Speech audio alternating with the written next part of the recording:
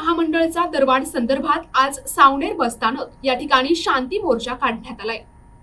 दिनांक 28 जानेवारी रोजी सर्व शिवसैनिकांच्या प्रमुख उपस्थितीत बसस्थानक सावनेर या ठिकाणी एसटी दरवाढ संदर्भात सरकारचा जाहीर निषेध करण्यासाठी शिवसेना नागपूर ग्रामीणचे उत्तम कापसे यांच्या नेतृत्वात प्रफुल्ल कापसे, उपजिल्हा प्रमुख युवा सेना लोकेश बावनकर, युवा सेना जिल्हा प्रमुख रामभाऊ घाटोडे, शिवसेना शहर प्रमुख रक्षित भाऊतकर, युवा सेना विधानसभा प्रमुख गेंदलाल कमाले, प्रफुल्ल नारनवरे, युवा सेना उपशहर प्रमुख प्रशांत कामोणे, युवा सेना उपतालुका प्रमुख अनिरुद्ध बोराडे, सूरज पाटील, ब्राह्मणी शहर प्रमुख जॉन अली जाफरी, कळमेश्वर शहर प्रमुख रिषभ राऊत, युवा उपतालुका प्रमुख मंगेश गमे, आदित्य वानखेडे, प्रफुल्ल बांबल, महेश उरकुडे, राधेश्याम गवांडे, चेतन हेलौंडे, गणेश तवले, अरबाज शेख, सचिन घोटागले, सौरभ बरगट, अनिल भाऊतकर, अंकुश परतेती, जस्ती बालोतरे, प्रथम पाल, रोहन किंबरिया उपस्थित होते।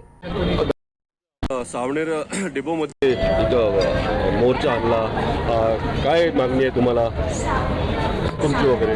मी नागपूर ग्रामीणचा जिल्हा प्रमुख आहो।